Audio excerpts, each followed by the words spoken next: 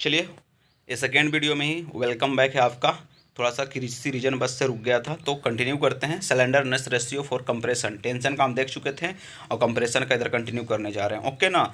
अगर by the way dead load और combined रहेगा लाइव लोड तो इसके लिए स्लेंडरनेस रेशियो क्या होगा? ओनली डेड लोड और लाइव लोड। ठीक है ना। जैसे बताए थे कम्बिनेशन, पीछे वो कम्बिनेशन याद रख कर लीजिएगा जिससे बोलेगा बिना अथी के विंड लोड के लिए और बिना अर्थक्वेक लोड के लिए, और कंपोज लोड आ जाएगा साथ में तो आपको 180 मारना है। ओके ना। तो 180 हो जाएगा। और डेड लोड और लाइव लोड और विंड लोड और अर्थक्वेक लोड एक कंबाइंड रहेगा तो डेड लोड, लाइव लोड और विंड लोड और अर्थक्वेक लोड कंबाइंड रहेगा तो उसके लिए 250 हो जाएगा।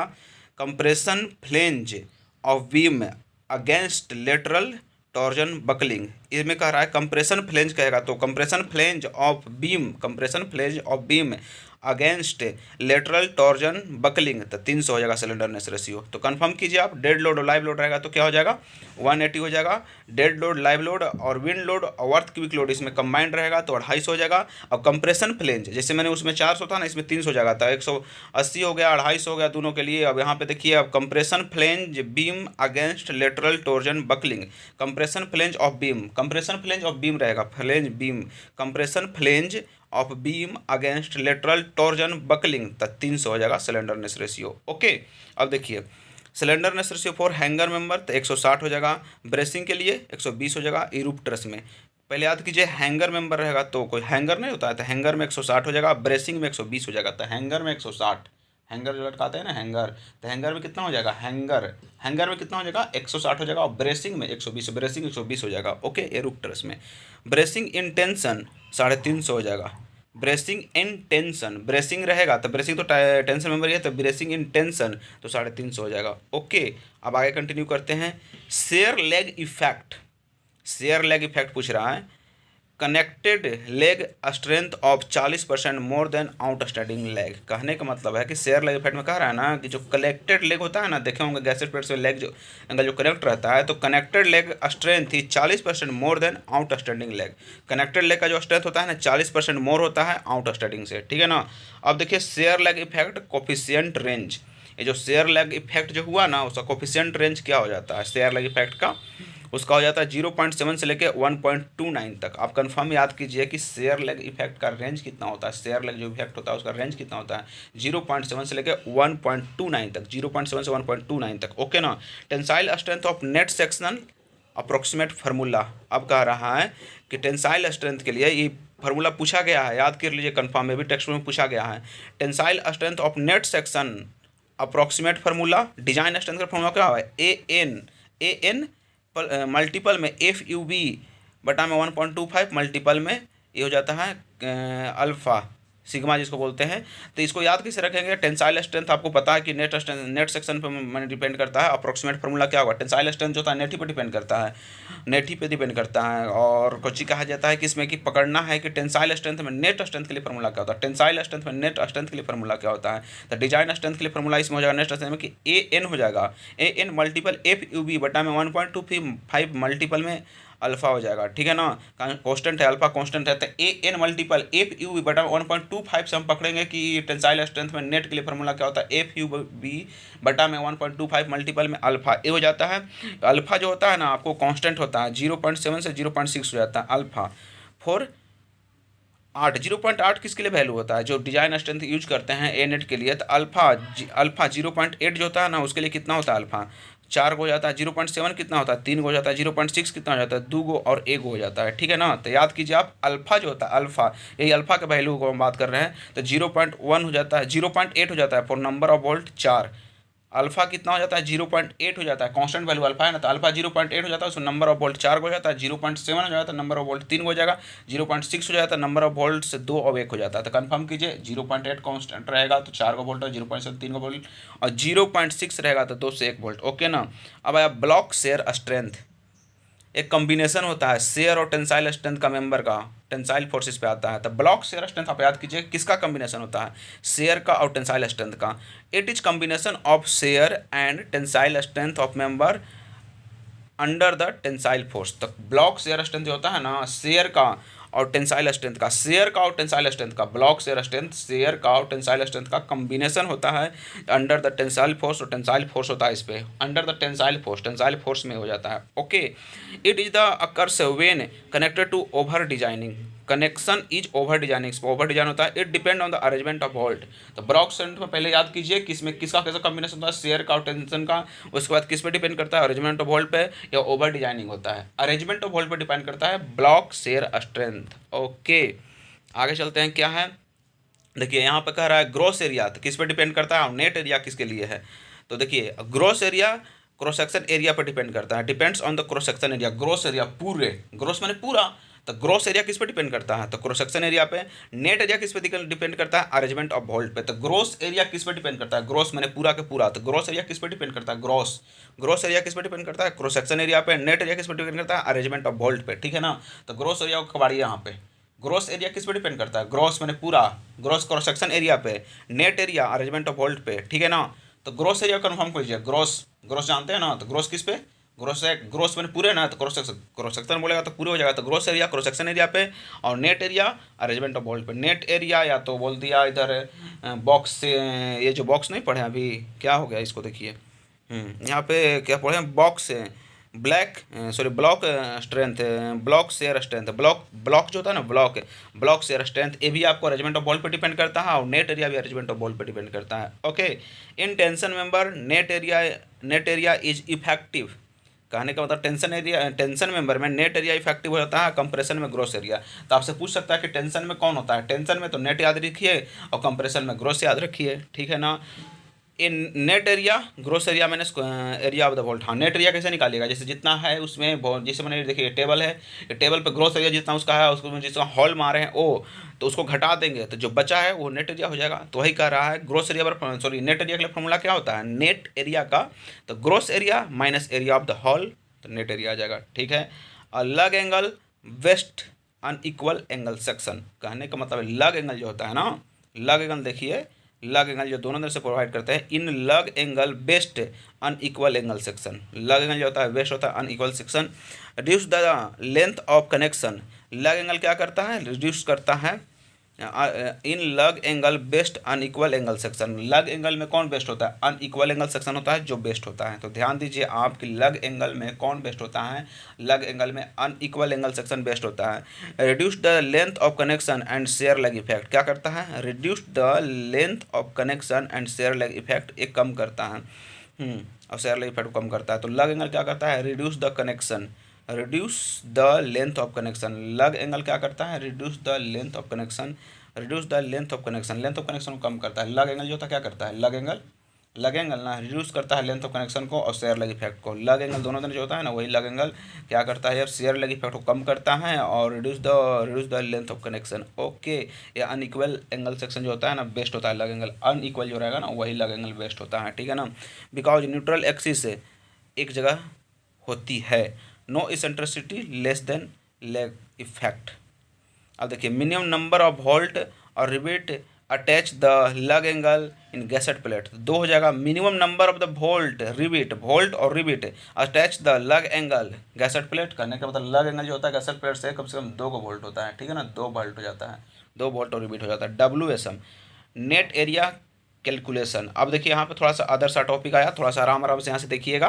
तो net area calculation, single angle connected to gusset plate. अब कह रहा है कि सिंगल एंगल को हम कनेक्ट करते हैं गैसेट प्लेट से, तो उसको लिए फार्मूला क्या होता है, A1 के लिए और A2 के लिए फार्मूला क्या हो जाता है। तो A1 के लिए L1 - T/2 - N D note multiple में T, ए हो जाता है। A2 के लिए L2 - T/2 मल्टीपल में T, total area A1 + A2 हो जाता है। A1 पर टोटल एरिया A1 + A2 हो जाता है। तो A1 और A2 के लिए कह रहा है, A1 और A2 के लिए, A1 और A2 के लिए L1 - T/2 - N D note multiple में T, L2 - T/2 मल्टीपल में T, ए हो जाता है। तो A1 A2 ना, तो A1 और A2 के लिए फॉर्मूला क्या होता है, A1 के लिए फॉर्मूला होता है L1 - T/2 - N D note multiple में T, और A2 में हम क्या करेंगे, N D नोट को हटा देंगे। तो A1 के लिए फॉर्मूला याद कीजिए, A1 के लिए formula L1 T/2 - N D note multiple में T, ये फॉर्मूला होता है A1 के लिए। तो A1 के लिए फॉर्मूला क्या होता है, L1 माइनस टी बटा two minus N D naught multiple में टी। ये फार्मूला होता है A1 के लिए, तो A1 का फार्मूला याद कीजिए, L1 माइनस टी बटा टू माइनस में एन डी नोट मल्टीपल में टी। और A2 के लिए L2 माइनस टी बटा टू मल्टीपल में टी। ये फार्मूला होता है। तो आंख बंद करके आप सोच लिए अच्छे से, टोटल एरिया का फार्मूला A1 प्लस A2 हो जाता है। यहाँ पे देखिए के लिए फार्मूला क्या होता है, अगर मतलब पूछा जाए आपसे डायरेक्ट कि नेट कैलकुलेशन WSM में अगर भाई सिंगल एंगल कनेक्ट रहेगा गैसेट प्लेट से, तो के लिए फार्मूला क्या हो जाता है, 1 बटा में 1 प्लस 0.33 A2 बटा A1। ओके, ये हो गया। दूसरा फार्मूला 3A1 बटा में 3A1 प्लस में A2। अब यहाँ के लिए फार्मूला 0.6 से 0.7 होता है। अगर सिंगल एंगल कनेक्टर रहेगा तो के लिए 0.6 से 0.7, फार्मूला 3A1 बटा में 3A1 बटा में 3A1 प्लस में A2। Okay, when both angle connected to the tack वोल्टेज टेक रिपीटेड, अगर बोथ एंगल रहेगा कनेक्टेड टू टेक वोल्टेज टेक रिपीटेड माने सिंगल साइड एक ही साइड, तो वही A1 में का formula L1 plus T by two minus N D naught multiple में टी। और दो गो है इसमें एंगल तो 2 से गुना, और A2 के लिए L1 माइनस टी बटा टू मल्टीपल में टी मल्टीपल में 2 का है, 2 गो है। इसके लिए फार्मूला क्या हो जाए, टोटल एरिया A1 प्लस के A2 ये हो जाता है। इसमें क्या होता है के फॉर्म कहाँ तक कहाँ रेंज होगा, 0.6 से 0.7 था, एक एंगल था तो 2 एंगल इसमें है, तो 0.7 से 8 तक चल जाएगा, 0.7 से 0.8 तक चल जाएगा। के जो होता है उसके लिए फार्मूला 5A1 बट्टा में 5A1 माइनस में 5A1 बट्टा में 5A1 प्लस में A2, 5A1 बट्टा में 5A1 प्लस में A2 ए हो जाता है। तो 5A1 प्लस में A2 ए हो जाता है आपको के लिए। के जो होता है उसके लिए 5A1 बट्टा में 5A1 बट्टा में 5A1 प्लस में A2 ए हो जाता है। ठीक है ना, तो A1 और A2 हो गया और टोटल एरिया जान ही गए यहाँ पे। यहाँ से तो 5 कब हुआ, जब 2 एंगल कनेक्ट हुआ, तो अब 3A1 पर 3A1 वहाँ पे था। तब देखिए यहाँ तक देख लिया, अब आगे पढ़ते हैं। आगे आपका हो जाता है when the both angle section are not tack वोल्टेज टेक रिपीटेड। अगर नोट कह दिया ना तो वही सिंपल वाला फार्मूला लगा देंगे, R will be 2 times of the case first. तो वही केस फर्स्ट के लिए कह देगा, तो L1 plus minus L1 minus T by two N D naught multiple में 2, A2 के लिए वही formula L2 minus T by two multiple में टी, और टोटल एरिया का वही मल्टीपल 2 टाइम्स हो जाएगा। और वही फार्मूला नॉर्मल वाला 3A1 बटा 3A1 नॉट टेक वोल्टेज टेक रिपीटेड कहेगा, 3A1 बटा 3A1 प्लस में A2 0.6 से 0.7 कन्फर्म। ओके, अब कह रहा है when the both angle section are tack वोल्टेज टेक रिपीटेड। अब देखिए दोनों गैसर प्लेट के दोनों तरफ एंगल लगा दिए, तो ये सबसे बेस्ट वाला होता है। तो A1 पर फॉर्मूला याद कीजिए, L1 माइनस टी बटा two minus N D naught minus multiple में टी, और 2 गुना होगा 2 से, तो A2 बराबर फॉर्मूला L2 माइनस टी बटा टू मल्टीपल में L मल्टीपल में 2। Okay, total area A1 plus के A2। टोटल एरिया की बात करेंगे तो A1 प्लस के A2 हो जाएगा। टोटल एरिया A1 प्लस के A2 हो जाएगा। के जो होता है इसमें 1 हो जाएगा रिडक्शन फैक्टर। एक के जो होता है रिडक्शन फैक्टर हो जाता है। पीछे देखिए जितना भी आप ना के जो होता है ना वो रिडक्शन फैक्टर होता है भैया। इसमें जब इस तरह से कहानी आएगा तो के रिडक्शन फैक्टर होगा, तो इसमें 1 हो जाएगा। अगर भाई देखो कोई गैसेट प्लेट से अगर भाई दोनों तरह से एंगल कनेक्ट है तो उसका रिडक्शन फैक्टर के वाला 1 हो जाएगा। नो इसेंट्रिसिटी, दोनों तरह से no eccentricity. Maximum area utilize shear lag effect neglective negligible, मतलब निगलेक्ट कर दीजिए, नेग्लिजिबल होता है, दोनों तरह से कनेक्ट हो जाता है, तो ठीक है सबसे बेस्ट है। नॉट टेक वोल्टेज tack riveted then area will be 2 times total area A1 बड़ा से 2, हाँ इतना हो जाएगा। Allowable stress permissible stress in tension 0.6 FY 150 newton per m²। कह रहा है कि allowable stress permissible stress in tension, allowable stress और permissible stress in tension, tension में पढ़ रहे हैं ना, तो allowable stress and permissible stress in tension तो 0.6 FY 150 newton per m²। In thickness of the member is more than 20 mm then allowable और permissible is reduced less than 0.6 FY। कहने का मतलब if thickness of the member is more than 20 mm, thickness of member is more than 20 mm, thickness of जो member होता है more than 20 mm then allowable और permissible is reduced less than 0.6 FY। Okay ना। Mechanical properties of the steel, mechanical properties यहाँ याद कीजिए steel का, confirm कीजिए, यहाँ पे बहुत पूछता है। तो mechanical properties of steel, design steel density of steel 7850 kg पर मीटर की होता है। इसको मतलब दूसरा में चेंज करके 7.8 भी हो जाता है, चेंज करेगा तो ठीक है ना। Modulus of elasticity 2 × 10⁵ Newton per m² हो जाता है। इसको पास्कल में पूछ देगा तो 2 × 10⁻11 भी हो जाता है। अगर भाई देवे ही आपको जीगा पास्कल में पूछ दिया तो 200 भी हो जाता है। तो वही मॉडुलस ऑफ इलास्टिसिटी याद रखें 2 × 10⁵ ही नहीं होता है न्यूटन पर m²। इसको पास्कल में करेगा तो 2 × 10⁻11 भी चला जाएगा, जीगा पास्कल में करेगा तो 200 सिर्फ हो जाता है। ओके, मॉडुलस ऑफ रिजिडिटी तो 0.77 मल्टीपल 10⁵ N/m² होता है। मॉड्यूलस ऑफ रिजिडिटी का हो जाता है, तो मॉड्यूलस ऑफ रिजिडिटी कितना होता है, जी जैसा ही तो 0.77 भी हो सकता है, तो 0.76 वगैरह भी दे सकता है। तो modulus of rigidity 0.77 multiple 10⁵ N/m²। Okay. Coefficient of thermal expansion क्या होता है, कोफिशिएंट ऑफ थर्मल एक्सपेंशन ना 12 मल्टीपल 10⁻⁻6 पर डिग्री सेंटीग्रेड हो जाता है कोफिशिएंट ऑफ थर्मल एक्सपेंशन। तो कोफिशिएंट ऑफ थर्मल एक्सपेंशन कितना होता है, 12 मल्टीपल 10⁻⁻6 पर degree centigrade. Poisson ratio 1/m होवे करता है, तो 0.286 होता है। स्टील का पॉइजन रेशियो कितना होता है, 0.286। Poisson ratio of steel, steel जो होता है ना, स्टील आप पढ़ रहे हैं तो स्टील में पॉइजन रेशियो कितना होता है स्टील का, 0.286 हो जाता है, 0.286 हो जाता है। कंफर्म कीजिए कि पॉइजन रेशियो कितना होता है, 0.286 होता है स्टील का। और जनरली -1 से लेकर 0.5 तक होता है। इंजीनियरिंग पर्पज से 0 से 0.5 तक। जनरली बताइएगा पॉइजन रेशियो कितना होता है, जनरली पॉइजन रेशियो जानते हैं ना, तो जनरली पॉइजन रेशियो कितना होता है, जनरली बोलेगा तो, और इंजीनियरिंग के लिए जनरली -1 से 0.5 तक हो जाता है। -1 नहीं जाएगा, -1 से 0.5 तक हो जाता है। वही आपको इंजीनियरिंग के लिए पूछ देगा तो 0 से लेकर 0.5 तक। इंजीनियर में 0 आता है, 0 से 0.5 तक। ओके, आगे देखते हैं। अब आया कंप्रेशन मेंबर। तो कंप्रेशन मेंबर को आप देखिए कैसे कैसे पढ़ना है। तो कंप्रेशन मेंबर किस पे कंप्रेशन आता है, ये भी क्वेश्चन पूछा गया है। Subjected to compressive force for compression member. तो आरसीसी के लिए कॉलम हो जाता है, स्टील के लिए क्या हो जाता है, स्टील के लिए एक्सटेंशन हो जाता है, रूफ ट्रस के लिए स्ट्रट हो जाएगा। एक क्वेश्चन पूछा गया था स्ट्रट वाला, कि स्ट्रट क्या है, इनक्लाइंड मेंबर।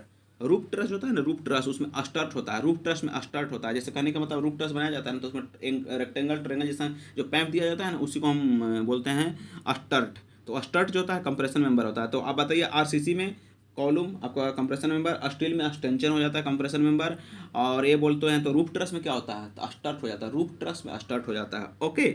अब सिलेंडरनेस रेशियो देखिए, सिलेंडरनेस के तौर पे क्या है, सिलेंडरनेस रेशियो के तौर पे बोला जाएगा कि शॉर्ट कॉलम कौन होता है, इंटरमीडिएट कॉलम होता है, लॉन्ग कॉलम का होता है। अगर भाई 32 और 120 में कंपेयर करेगा तो ध्यान लगा कि इसको यूज कीजिएगा, बहुत सारा इसमें डाटा रहता है। तो less than 32 slenderness ratio less then 32 तो शॉर्ट कॉलम। ओके, 32 से 120 तो इंटरमीडिएट कॉलम, और 120 से ज़्यादा तो लॉन्ग कॉलम। 32 में जहाँ कंपेयर हो रहा था 32 से 120 जाएगा, तो 32 से लेस देन तो शॉर्ट कॉलम, 32 से 120 इंटरमीडिएट कॉलम, 120 से ज़्यादा तो लॉन्ग कॉलम। ओके ना, तो 32 से कम तो शॉर्ट कॉलम, 32 से 120 तो इंटरमीडिएट कॉलम। इक्वल, इसमें इक्वल टू नहीं है, 32 में इक्वल टू है ही नहीं, तो 32 से 120 इंटरमीडिएट कॉलम, 120 से ज़्यादा long column. Okay. Euler theory के हिसाब से कह रहा है कि लॉन्ग कॉलम कौन होता है, तो सिलेंडरनेस रेशियो 80 से ज़्यादा हो जाएगा तो उसे हम लॉन्ग कॉलम कहते हैं आइलर थ्योरी के हिसाब। आइलर को जानते थे ना, एक वैज्ञानिक था आइलर एक वैज्ञानिक था, उसके हिसाब से लॉन्ग कॉलम कौन था, तो आइलर के हिसाब से 80 से ज़्यादा जो सिलेंडरनेस रेशियो हो गया ना, वो आपको लॉन्ग कॉलम हो जाता है। अब आरसीसी में सिलेंडरनेस रेशियो कैसे पूछेगा, वो देखिए आरसीसी में 3 और 12 कंपेयर करेगा। आरसीसी थोड़ा सा छोटा में कंपेयर करता है, 3 और 12 में कंपेयर करता है, इसमें लेस देन इक्वल टू भी चलता है डाटा। स्टील पूछेगा तो 60 से 120 में जाएगा, तो ये 120 वाला है तो 12 में उसी में हो गया, तो 3 से, तो वही देखिए 30 था वहाँ पे तब ना 120 था, तो यहाँ पे 3 है तो 12 जाएगा। तो आरसीसी में देखिए लेस देन इक्वल टू 3 होगा तो उसको हम पेडस्टल कहते हैं। इक्वल टू आया ना, तो लेस देन इक्वल टू 3 हो गया तो उसको पेडस्टल बोलेंगे। 3 से मोर देन और 12 से लेस देन इक्वल टू तो शॉर्ट कॉलम हो जाएगा। तो शॉर्ट कॉलम किसको बोलते हैं, शॉर्ट कॉलम। आरसीसी में शॉर्ट कॉलम कौन होता है, 3 से मोर देन और 12 से लेस देन इक्वल टू होगा तो उसको हम बोलेंगे short column.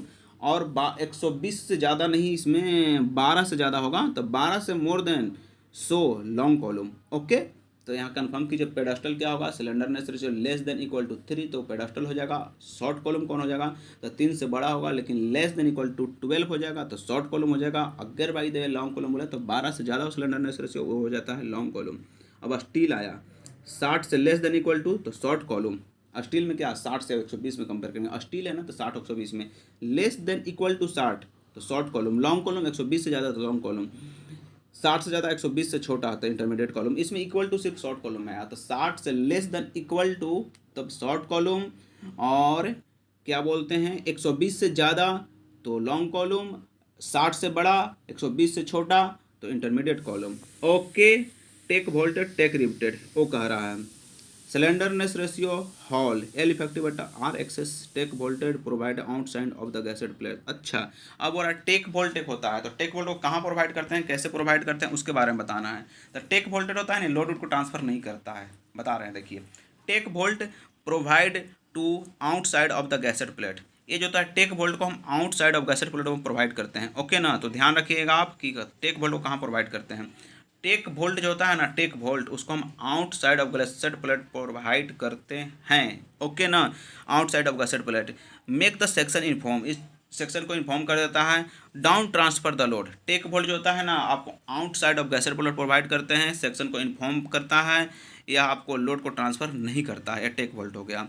Take volt L effective बटा आर ये हो जाता है।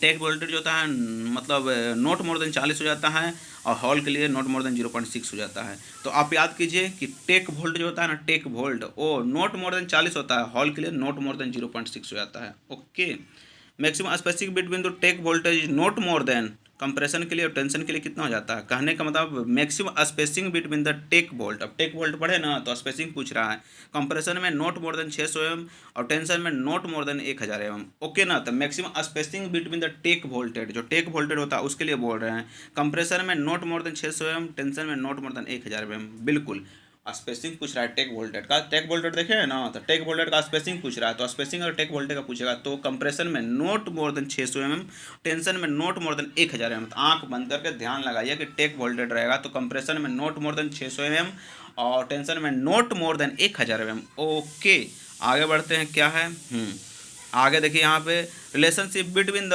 Elastic critical stress slenderness ratio वो कह रहा है, ठीक है ना। According to Euler theory because critical buckling uh, थोड़ा सा बाहर है दिमाग से, देखिए क्रिटिकल इलास्टिक स्ट्रेस बड़ा सिलेंडरनेस रेशियो, ये थोड़ा सा उलझन सी बातें हैं। सिलेंडर इफेक्टिव बटा लिस्ट लेटर जैसे नहीं जानते ही हैं, इसको इग्नोर करते हैं, आगे बढ़ते हैं। आगे क्या आया देखिए, calculate the design of compressive stress. हाँ देखिए, ये दो फार्मूला वाला जो बात है नहीं पूछा गया है दोनों question. Calculate the design of compressive stress, अगर by the way design of compressive stress पूछेगा ना तो पैरी रिवोर्सम फार्मूला हो जाएगा। अगर डिजाइन के लिए पूछेगा तो डिजाइन के लिए क्या, तो पैरी रिवोर्सम फार्मूला। अब पूछेगा calculate the allowable compressive stress, दोनों होता है, डिजाइन कंप्रेसिव स्ट्रेस होता है, अलाउेबल कंप्रेसिव होता है। डिजाइन के लिए Perry Robertson formula, calculate the allowable compressive stress in compression member. अगर बाय द वे बोल दे आपको कंप्रेशन मेंबर में क्या कि कितना हो जाता है अलाउेबल बोला जाए तो उसके लिए होता है रैंकाइन मर्चेंट फार्मूला। तो कैसे याद करेंगे आप, डिजाइन के लिए सबसे पहले जान लीजिए कि पैरी रिवोर्सम फार्मूला होता है कंप्रेशन में डिजाइन के लिए। अगर बोल दिया जाए कि कंप्रेशन में अलाउेबल करना है तो अलाउ करने के लिए क्या करते हैं, कोई भी काम अलाउ करने के लिए आते हैं, तो अलाउ करने के लिए रैंकाइन मर्चेंट फार्मूला रिया रहे हैं, तो रैंकाइन मर्चेंट फार्मूला। तो कंफर्म कीजिए, अगर बाय द वे आपको अलाउ करवाना है तो रियाना पड़ेगा, तो रैंकाइन मर्चेंट फार्मूला हो गया। ओके, अब आया circular section best section for compression member. हाँ ये भी जानते हैं, अभी बता दिए थे कि सर्कुलर सेक्शन बेस्ट सेक्शन होता है आपको कंप्रेशन मेंबर के bulb angle manufacturing of the ship. अब tubular section best section for the economical tubular section best section and economic. ये ट्यूबुलर सेक्शन जो था, ट्यूबुलर बल्ब और ट्यूबुलर में अंतर कीजिए आप। बल्ब पूछेगा ना, बल्ब देखिए, बल्ब जैसे देखिए अपना रूम में बल्ब जो लगा हुआ है, ये बल्ब मैन्युफैक्चरिंग ऑफ शिप। और ट्यूबुलर जो ट्यूब होता है ना, ट्यूबलाइट देखा, तो ट्यूबुलर सेक्शन तो इकोनॉमिकल होता है, तो बल्ब छोटा सा नाव जैसा, ट्यूबुलर लंबा सा, तो वो tubular most economical section. Okay, compression member because hollow efficiency, hollow because hollow, compression member because hollow and efficiency for compression का tubular section best section economical for compression member because hollow section and efficiency. कहने का मतलब है tubular section जो होता है ना best होता है, आपको इकोनॉमिक्स भी होता है कंप्रेशन मेंबर के लिए, लेकिन ये हॉलो सेक्शन रहता है। ओके, थोड़ा सा यहाँ फंस गया टॉपिक, कंटिन्यू करते हैं। Hollow section best section torsion के लिए हो जाता है, तो हॉलो सेक्शन किस लिए बेस्ट होता है, तो टॉर्जन के लिए। आई सेक्शन ये हो जाता है बेंडिंग के लिए, resistance to high bending stress, best in bending. I section जो होता है ना, आई सेक्शन जो होता है ना बेंडिंग के लिए बेस्ट होता है। आई सेक्शन जानते हैं ना, तो आई सेक्शन किसके लिए बेस्ट हो जाता है, तो आपको बेंडिंग के लिए, ठीक है ना। तो कंफर्म कीजिए कि आई सेक्शन किसके लिए होता है, बेंडिंग के लिए। अब react best in the share, rectangular section best in share जानते हैं रेक्टेंगुलर को। Flat section best in tension, hollow torsion के लिए बोल ही दिए। बैटन मेंबर हॉरिजॉन्टल मेंबर है, तो बैटन मेंबर, अब लेसिंग और बैटन की बात होता है, बैटन जो होता है ना हॉरिजॉन्टल होता है, और लेसिंग की बात करेगा तो थोड़ा सा इंक्लाइंड होता है। तो इसमें देखिए इसका इंपॉर्टेंट है, थिकनेस पूछेगा, इसका ब्रीथ पूछेगा, इसका सिलेंडरनेस रेशियो बहुत इंपॉर्टेंट है। 3 टॉपिक बताए ना इंपॉर्टेंट है। Loading light spacing more than lies 4 से 40, मैंने कहा लाइज, मैंने कहने का मतलब लोडिंग लाइट, लाइट लोडिंग के स्पेसिंग मोर, लोडिंग लाइट, लाइट लोडिंग के लिए लेसिंग हो जाता है इस लाइज एंगल जो होता है ना। अब लेसिंग को हम एथी कर रहे हैं, जोड़ रहे हैं दो मतलब बीच, तो कितना होता है 40 से 70 डिग्री होता है। वही बोल देगा वेल्डिंग के लिए तो 60 से 90 हो जाएगा। तो लेसिंग में एंगल कितना होता है, उसको वेल्डिंग करने का एंगल 40 से 70 हो जाता है। 40 जैसा ही 7 होता है तो 40 से 70 हो जाता है, और 60 से 90 हो जाता है, 90 होता है वो किसी ने वेल्डिंग के लिए हो जाता है। अगर angle less than 40, length of lacing member will be increase, local buckling column lacing member increase. कहने का मतलब है अगर भाई देखो एंगल बोले कि 40 से 70 है, तो अगर भाई देखो एंगल 40 से कम हो जाएगा तो क्या होगा, तो length of lacing member will be increase, length of lacing member increase हो जाएगा, ठीक है ना। थोड़ा सा टेढ़ा रहेगा तो ही ना करेगा, सीधा करिएगा तो थोड़ा सा बढ़ ही जाएगा, तो इंक्रीज। तो local buckling of column lacing member, तो लोकल बकलिंग हो जाएगा। अगर भाई देखो कम रहेगा ना तो लेंथ बढ़ेगा लेसिंग का, और लोकल बकलिंग को सहने पड़ेगा, ठीक है ना। अगर ज़्यादा हो जाएगा 70 से, तो लेसिंग मेंबर बिहेव्स अ बेटन, अगर ज़्यादा होगा तो बेटन की तरह बिहेव करेगा, बिहेव। और batten member are provide transfer the load, तो बेटन की तरह करने लगेगा 70 से हो जाएगा तो ज़्यादा। तब अब देखिए फ्रॉम वर्टिकल एक्सिस, देखिए जो टेढ़ा सा लेसिंग है, सीधा से बेटन होता है। अब देखिए यहाँ पे C1 और C2, चलिए छोड़िए क्या दिया हुआ है, आगे बढ़ते हैं। देखिए आगे ये है सी, स्पेसिंग बिटवीन लेसिंग, हम बोलते हैं ना पहले पहले एंगल देख लिया, अब स्पेसिंग को देखते हैं। स्पेसिंग क्या होता है, स्पेसिंग बिटवीन लेसिंग देखेंगे पहले। सिलेंडरनेस रेशियो कंप्रेशन मेंबर और स्पेसिंग बिटवीन द लेसिंग, कहने का मतलब सिलेंडरनेस रेशियो कितना हो जाता है, slenderness ratio compression member. Spacing नहीं ना बताया गया, तो स्पेसिंग शायद आगे बताया गया होगा, देखते हैं स्पेसिंग कितना होता है। स्पेसिंग स्पेसिंग स्पेसिंग सी अच्छा सी वहाँ वाला स्पेसिंग बताया गया है। तो slenderness ratio of compression member, तो सिलेंडरनेस रेशियो पूछ रहा है कंप्रेशन मेंबर का ना, तो नॉट मोर देन 50, और हॉल के लिए नॉट मोर देन 0.7। तो सिलेंडरनेस रेशियो कंप्रेशन मेंबर का, यहाँ पे लेसिंग का नहीं पूछ रहा है, slenderness ratio of compression member, तो 50 मारिए, 50 से होता है सी जैसा, तो कंप्रेशन मेंबर है ना, तो slenderness ratio not more then 50, और हॉल के लिए नॉट मोर देन 0.7। तो कंफर्म कीजिए slenderness ratio of compression member hall के लिए 0.7, और डायरेक्टली 50 से ज़्यादा नहीं होना चाहिए। अब देखिए if the angles more than 70 then above critical does not satisfied the provide double lacing system, कहने का मतलब ज़्यादा रहेगा तो डबल लेसिंग करेगा प्रोवाइड करने के लिए। Design of the lacing member, design, हाँ यहाँ से अब आएगा design of lacing member. Angle यहाँ पे 45 दे दिया है यहाँ पे लेसिंग के लिए, देख लीजिए। अब यहाँ पे कहेगा कि सिंगल लेसिंग के लिए थिकनेस ऑफ सिंगल लेसिंग, तो एल सी क्या होता है, लेंथ ऑफ लेसिंग मेंबर होता है, लेंथ ऑफ लेसिंग मेंबर होता है। तो सिंगल लेसिंग का क्या हो जाता है, LC/40 होता है, डबल लेसिंग का LC/60 हो जाता है। लेंथ ऑफ लेसिंग मेंबर ऊपर है, तो देखिए note more than LC/40 single के लिए, और note more than LC/60 double के लिए। तो कंफर्म कीजिए थिकनेस ऑफ लेसिंग, जो लेसिंग होता है ना उसका थिकनेस हम पूछ रहे हैं। तो थिकनेस ऑफ लेसिंग क्या होता है, थिकनेस ऑफ लेसिंग, जो लेसिंग होता है ना अपने पास उसका थिकनेस ऑफ लेसिंग पूछ रहे हैं। तो थिकनेस ऑफ लेसिंग क्या होता है, थिकनेस ऑफ लेसिंग होता है LC/40 और LC/60, note more than LC/40, note more than LC/60, ये होता है लेसिंग का। सिंगल लेसिंग का, डबल लेसिंग का क्या होता है थिकनेस, सिंगल लेसिंग का LC/40 और डबल का LC/60। ओके, बिर्थ ऑफ द लेसिंग, हम बोले ना कि बिर्थ पूछेगा, तो बिर्थ ऑफ लेसिंग क्या होता है, 3 times of the dia of bolt of rivet. Lacing में dia of bolt of rivet जो होता है ना उसका 3 टाइम्स हो जाता है लेसिंग मेंबर का। ओके ना। Volume of the volume value of the width is multiply 5, कहने का मतलब यहाँ के विर्थ पूछा ना तो पहले नंबर डाया वोल्ट और रिबिट होता है ना उसका 3 टाइम्स होना चाहिए, लेकिन वो 3 टाइम्स भी होना चाहिए तो ऐसा वैसा नहीं होना चाहिए, मल्टीपल हो जाना चाहिए 5 का। तो आप याद कीजिए कि विर्थ पूछ रहा है तो 3 टाइम्स डाया वोल्ट और रिबिट होगा, लेकिन वो 3 टाइम्स होने के बाद भी वो आपका मल्टीपल होना चाहिए 5 का, ठीक है ना। Dia of bolt of rivet varies from the 16 से 22, आपका डाया वोल्ट ऑफ रिबिट जो होता है ना, जैसे इसमें बिर्थ में पढ़े हैं तो वो 16 से 22 लाइज करता है, 16 से 22 एम लाइज करता है। Dia bolt of rivet in lacing 16 से 22 लाइज करता है। ओके ना। अगर ये जो thickness less than equal to 10 m रहेगा तो 16 एम हो जाएगा डाया। अगर भाई देवे 10 से ज़्यादा हो जाना चाहिए और 16 से लेस देन इक्वल टू हो जाएगा तो 20 एम हो जाएगा। अगर 16 से ज़्यादा हो गया तो 22 एम हो जाएगा। ओके, तो कंफर्म कीजिए।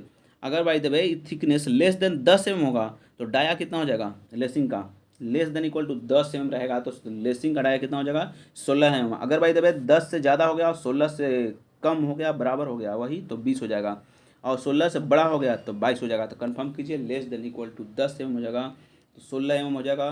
मोर देन 10 और लेस देन इक्वल टू 16 तो 16 तो क्या हो जाएगा, पहले 16 था यहाँ पे 20 हो जाएगा। अब 16 से बड़ा तो 22 हो जाएगा। ओके, अब कंफर्म कीजिए, आगे बढ़ते हैं। Slenderness ratio of lacing not more then 145। तो 3 को बोले थे आपको। सबसे पहले क्या बोले हम कि आपको याद रखने पड़ेगा एंगल, ठीक है ना, उसके बाद थिकनेस, उसके बाद विड्थ, उसके बाद स्लेंडरनेस रेशियो। ये बहुत इंपॉर्टेंट है। तो नॉट मोर देन 145 हो जाता है आपको slenderness ratio of lacing, not more then 145। Lacing में जो है ना, लेसिंग का तो उसका क्या बोलते हैं, नॉट मोर देन 145 होता है। कौची नहीं होता है नॉट मोर देन 145, तो स्लेंडरनेस रेशियो, लेसिंग का slenderness ratio not more then 145। Okay, अब आगे चलते हैं। Lacing member also note transfer the load but note transfer the load से कह रहा है। देखिए इसमें कुछ कह रहा है, lacing member also does not transfer the load from the column but design the lacing member assume force will be transfer. कहने का मतलब है ना कि लेसिंग मेंबर जो हम प्रोवाइड करते हैं ना, ये लोड को ट्रांसफर नहीं करता है, लेकिन हम एज्यूम करके चलते हैं कि लोड को ट्रांसफर करता है। ओके ना। ये देखिए क्वेश्चन पूछा गया था आपको कि ट्रांसफर शेयर जो होता है ना 2.5% कॉलम लोड ट्रांसफर 2.5%, ये पूछा गया था कि लेसिंग जो मेंबर जो होता है ना कितना लोड को ट्रांसफर कर देता है, तो 2.5% को ट्रांसफर करता है, लेकिन ऐसे करता उरता नहीं, खाली हम एज्यूम करके चलते हैं। तो लेसिंग जो होता है ना, लेसिंग 2.5% लोड को ट्रांसफर करता है। 2.5% जो कॉलम पर जितना लोड लगेगा ना उसका 2.5% आपको ट्रांसफर कर देता है। 2.5% लेसिंग, ठीक है। अब देखिए यहाँ देखिए सिंगल लेसिंग, डबल लेसिंग। ये फार्मूला है फोर्स के लिए V/2 sin theta, V/4 sin theta. एक आ रहा है फोर्स के लिए फार्मूला लेसिंग में V/2 sin theta single lacing के लिए और V/4 sin theta double lacing के लिए। अब कह रहा है number of volt in lacing, design load बटा वोल्ट वैल्यू, डिजाइन लोड बटा वोल्ट वैल्यू। कह रहा है number of volt in lacing, तो डिजाइन लोड बटा में volt value. Okay, always provide 1 volt in the lacing arrangement assumed lacing truss element. कहने का मतलब है ना कि always provide 1 volt in the lacing arrangement assume lacing is truss. 1 volt रहेगा तो लेसिंग को हम ट्रस एज्यूम कर लेंगे। We get more than 1 bolt then increase width of the plate dia of bolt of रिबीट।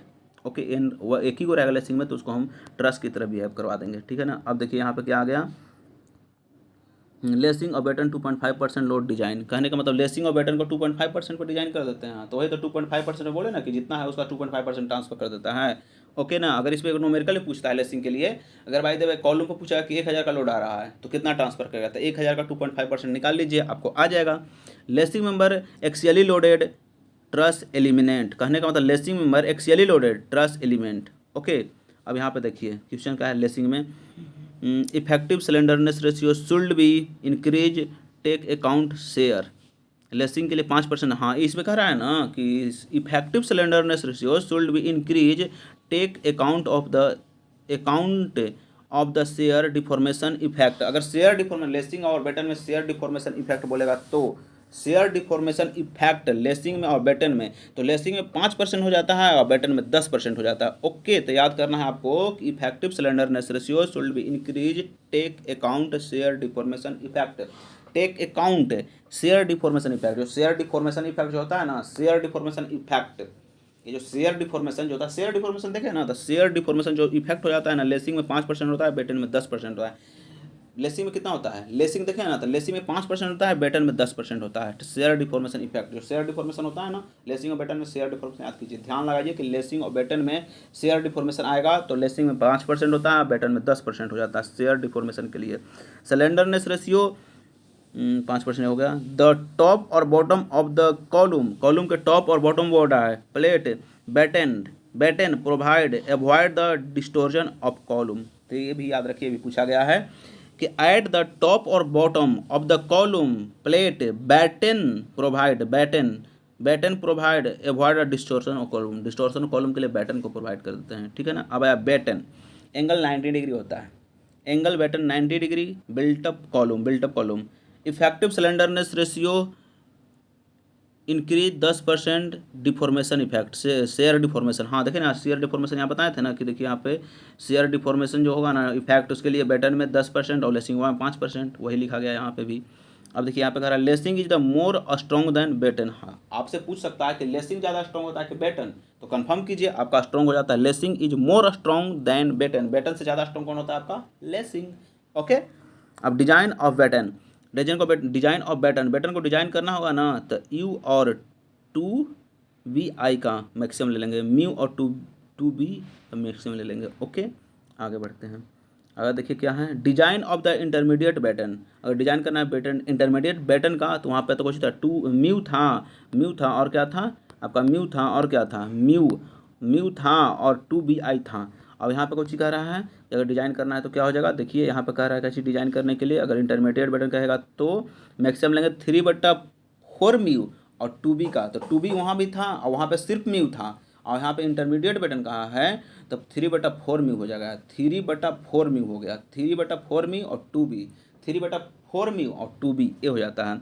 Force in the batten 2.5% of applied load, force of batten जो force होता है 2.5% ही होता है, आपको बताए थे। Minimum number of intermediate batten 2 होता है, ये भी क्वेश्चन पूछा गया था कि minimum number of the intermediate batten, तो 2 होता है, इंटरमीडिएट बैटन कितना होता है 2 हो जाता है।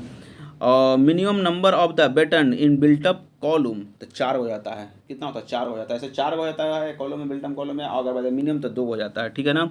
Depth of end batten is more than the depth of intermediate batten, तो किसका हो जाता है डेप्थ ऑफ इंड बैटन जो होता है उसका ज़्यादा होता है इंटरमीडिएट बैटन से, तो किसका डेप्थ ज़्यादा हो, बैटन जो होता है उसमें डेप्थ किसका ज़्यादा होता है, तो आपको बोला जाए तो इंड बैटन का जो होता है ना डेप्थ ज़्यादा होता है इंटरमीडिएट बैटन से, इंड बैटन का जो डेप्थ होता है वो ज़्यादा होता है इंटरमीडिएट बैटन से। ओके, आगे बढ़ते हैं। क्या है, यहाँ से आपका स्प्लाइस प्लेट स्टार्ट होता है, तो आगे कंटिन्यू करेंगे वीडियो में स्प्लाइस प्लेट, इसको यहीं पे हम स्टॉप करते हैं। So thank you.